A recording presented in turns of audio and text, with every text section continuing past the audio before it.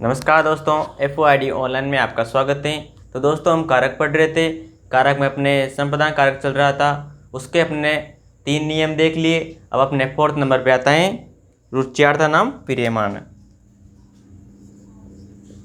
रुच्यार्थ नाम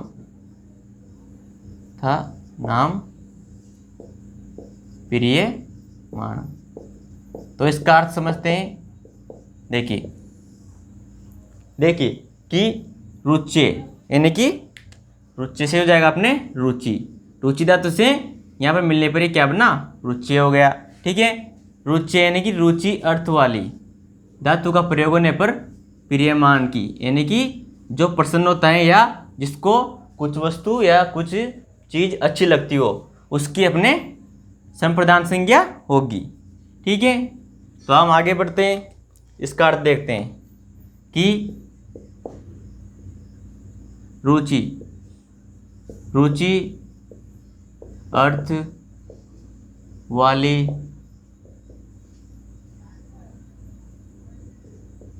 धातुओं का वाक्य में प्रयोग होने पर प्रियमान यानी कि जो प्रश्न होता है उसकी प्रियमान की संप्रदान संज्ञा होगी। और अपन को मालूम है कि संप्रदान कारक में चतुर्थी विभक्ति होती है, तो उसको लिखने की कोई आवश्यकता नहीं है। ठीक है, तो आगे बढ़ते हैं कि रुच्यार्थ नाम प्रियमान यानी कि रुच्यार्थ वाली धातु का वाक्य में प्रयोग होने पर प्रियमान की संप्रदान संज्ञा होगी। तो इसको हम एक बात इसमें नोट कर लेते हैं। देखिए कि प्रियमान का क्या अर्थ होता है, इसको हम अलग से समझ लेते हैं। प्रियमान, ठीक है, इसका अर्थ देखते हैं कि जो प्रसन्न होता है या जिसको कोई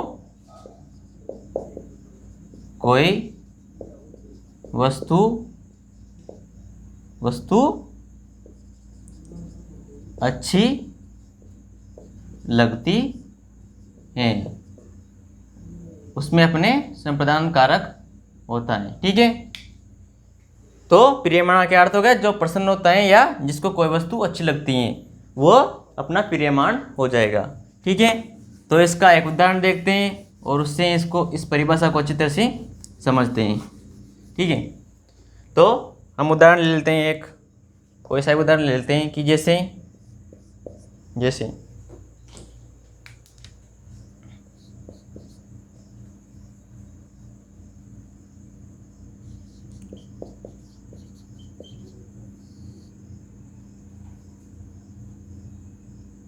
मोहित को रामायण अच्छी लगती है या। ठीक है, तो यहाँ पर अपने इसमें अपन पहचानते हैं कि अपना संप्रदान कारक कैसे आएगा इसमें। ठीक है, तो अपन को यह नियम याद रखना होगा। इसमें क्या अच्छी लगती है, उसको रामायण अच्छी लगती है, तो अपना संप्रदान कारक और चतुर्थी विभक्ति किसमें लगेगी, इसमें रामायण में लगेगी। और किस कारण से संप्रदान कारक होगा इसमें, ये अच्छा लगना। क्या हो गया, अच्छा लगना। ठीक है, तो इस कारण से अपने यहाँ पर संप्रदान कारक और चतुर्थी विभक्ति होगी। तो अपन ने इस अच्छा लगने से इसमें अपने संप्रदान कारक पहचान लिया, तो हम इसका संस्कृत में इसको कन्वर्ट करते हैं। ठीक है, तो जैसे कि मोहित अपना करता है तो मोहित का मोहित ही रह जाएगा और विसर्ग लग जाएगी क्योंकि कर्ता के साथ विसर्ग लगती है। ठीक है, तो एक बात यह है कि को किसका प्रतीक चिन्ह था, कर्म कारक का। तो यहाँ पर को आने के कारण आप सोच लें कि इसमें तो कर्म कारक होगा, लेकिन ऐसा नहीं होगा। क्यों नहीं होगा, क्योंकि यहाँ पर अपने इस नियम के अनुसार अच्छा लगने के कारण यहाँ पर जैसे प्रतीक चिन्ह होगा अपने को, फिर भी अपन को यहाँ पर संप्रदान कारक में इसको बदलना होगा, क्योंकि इस धातु यानी कि इस शब्द के कारण यहाँ पर संप्रदान कारक होगा। तो ठीक है, आगे बढ़ते हैं। अपन ने मोहित यानी कर्ता उतार लिया। मोहित, मैंने कहा था कि जो चीज़ अच्छी लगती है उसमें ही संप्रदान कारक होगा, तो यहाँ पर रामायण में संप्रदान कारक हो जाएगा। तो मोहित रामायणम रोचते, यानी कि मोहित को रामायण क्या लगती है, अच्छी लगती है। ठीक है, आगे बढ़ते हैं। एक उदाहरण फिर ले लेते हैं।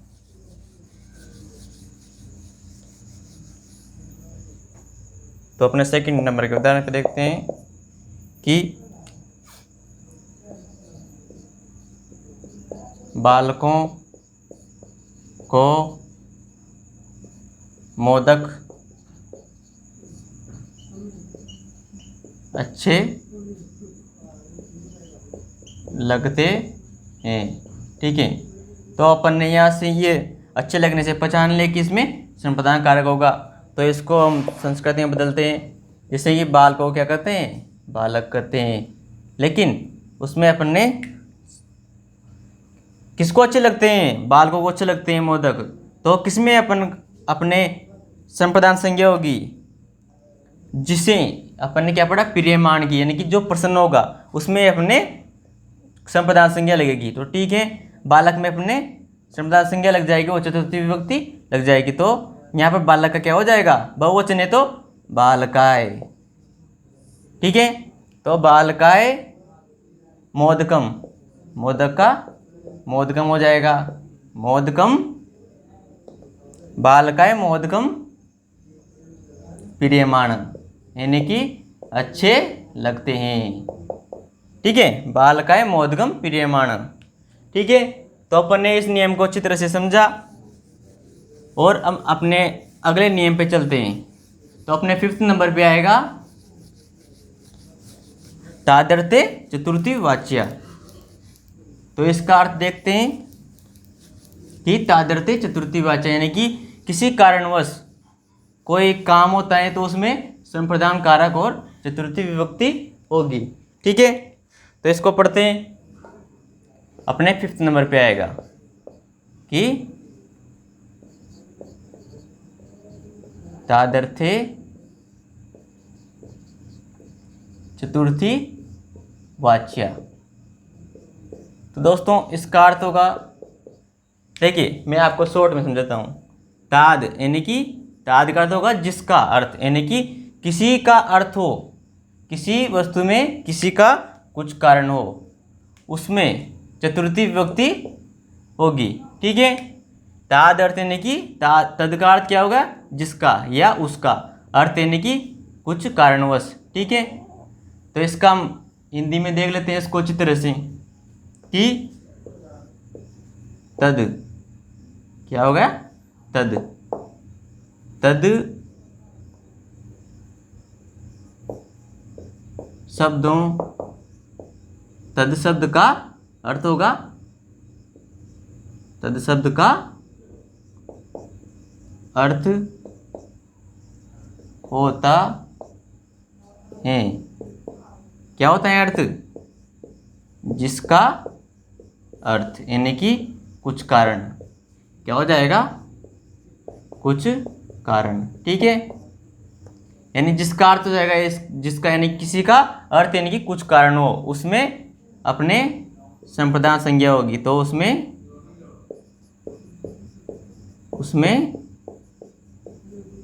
संप्रदान संज्ञा होगी।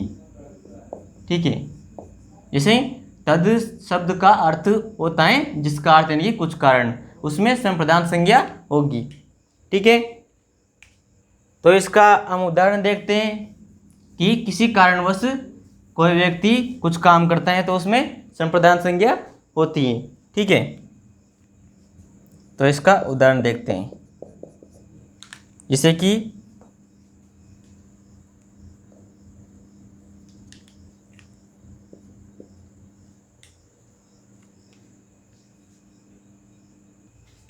ठीक है, तो अपना हम उदाहरण देख रहे थे। ठीक है, कि निशांत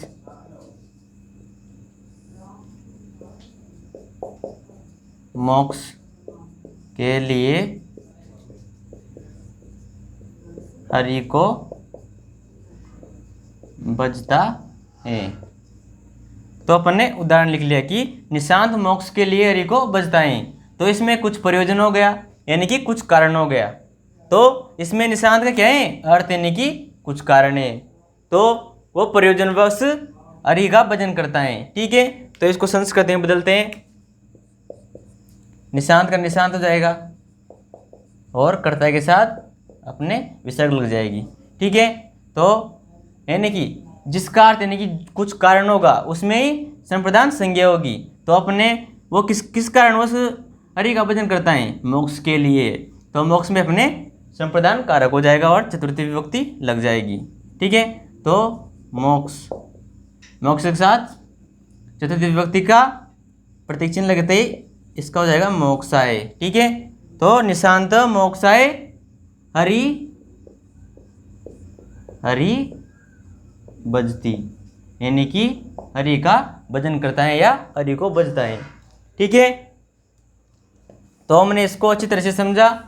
हम अपने अगले नियम पे बढ़ते हैं। तो अपना अगला नियम होगा नमः स्वस्ति स्वाहा स्वधा अलम वसड योगाच, यानी कि इन सब धातुओं के योग में अपने चतुर्थी विभक्ति और संप्रदान कारक होगा। तो उनको देखते हैं।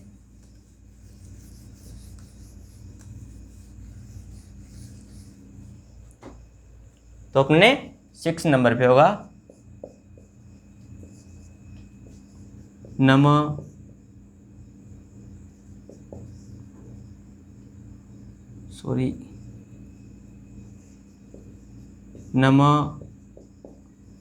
स्वस्ति स्वाहा स्वधा अलम वसट योगा च। ठीक है, तो अपने ये हो गया, ये अपने नियम हो गया। ठीक है, नमः स्वस्ति स्वाहा स्वधा अलम वसट योगा च, इन सब के योग में क्या होता है, चतुर्थी विभक्ति और संप्रदान कारक होता है। तो इसका हम हिंदी में अर्थ देख लेते हैं। यहाँ से देख लेते हैं कि नमः का अर्थ भी देख लेते हैं साथ ही साथ में। नमः का अर्थ होता है नमस्कार करना। ठीक है, और नमः के बाद में आएगा यहाँ पर अपने ये नमः हो गया या स्वस्ति। ठीक है, स्वस्ति का अर्थ होता है कल्याण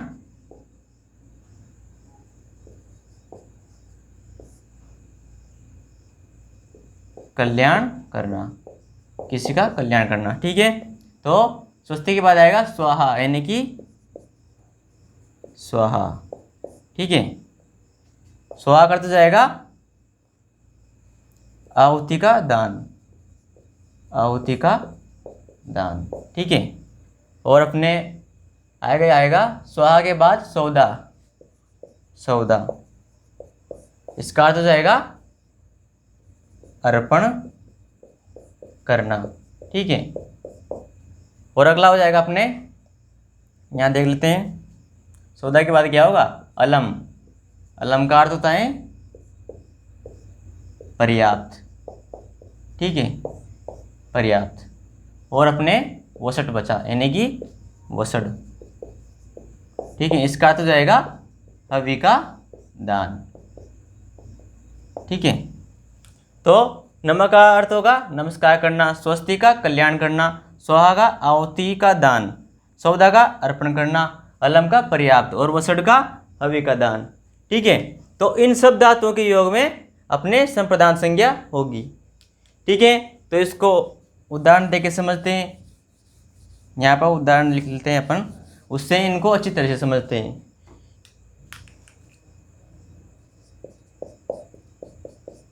जैसे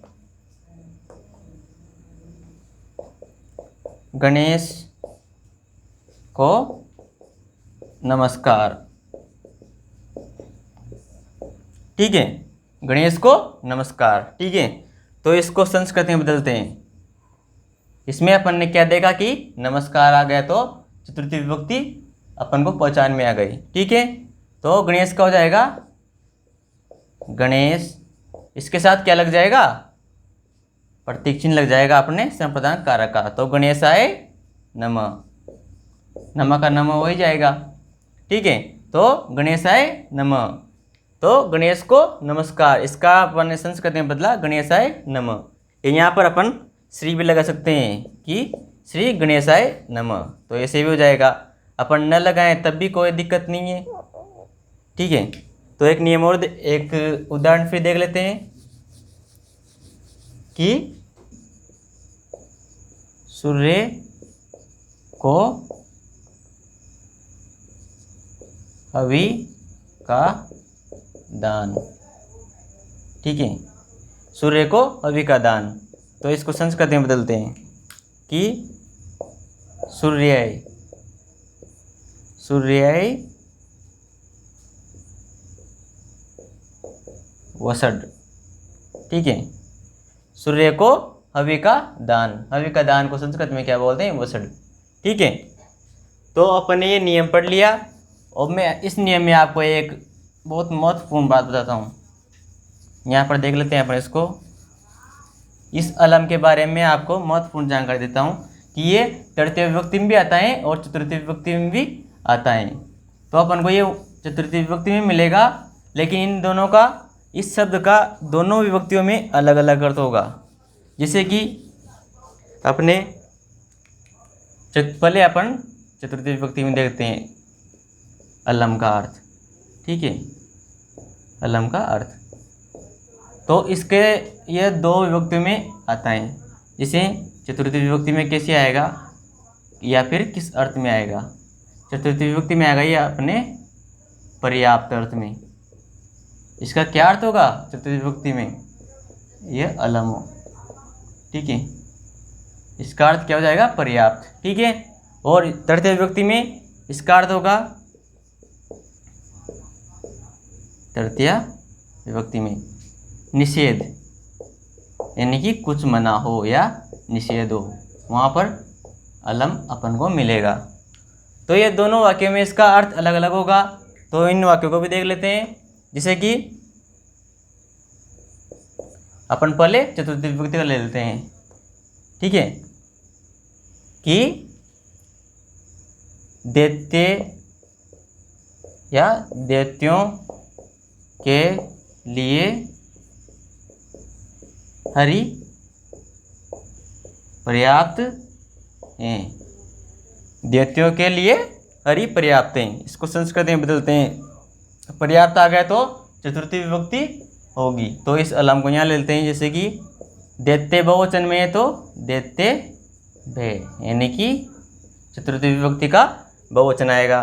तो यहाँ तक हो गया दैत्य भय हरि पर्याप्त, यानी कि हरि क्या है, पर्याप्त है, हरि अलम। ठीक है, दैत्य भय हरि अलम, यानी कि दैत्यों के लिए हरि पर्याप्त है। और अपन इस तृतीय विभक्ति का भी देख लेते हैं। तो तृतीय विभक्ति में किस प्रकार मिलेगा अपन को, जैसे कि एक उदाहरण यहाँ ले लेते हैं कि विवाद करना मना है। ठीक है, विवाद करना क्या है, मना है। तो मना करने यानी कि मना का अर्थ एक तरह से निषेध भी होता है। क्या होता है, निषेध भी बोलते हैं मना करने को। तो यहाँ पर निषेध भी ले सकते थे, लेकिन अपन ने मना लिया। ठीक है, तो इसको कोई फर्क नहीं पड़ता। तो इसको संस्कृत में बदलते हैं। जैसे कि क्या मना है, विवाद करना मना है, तो अलम विवादेन, यानी कि विवाद करना क्या है, मना है। तो इसमें यह मना करने या निषेध के योग में तृतीय विभक्ति के आएगी और पर्याप्त अर्थ में चतुर्थी विभक्ति में आएगा। तो इस अलम का दो अर्थ हैं। तो इसको आप याद रखिए, इस नियम को, कि यह दोनों में अपन को मिलेगा, लेकिन इसका अर्थ क्या होगा, अलग अलग होगा। तो दोस्तों, अपन ने चतुर्थी विभक्ति और संप्रदान कारक पूरा कर लिया। तो अगर आपको वीडियो पसंद आए तो लाइक, शेयर और कमेंट ज़रूर करें, सब्सक्राइब अवश्य करें। थैंक यू, धन्यवाद।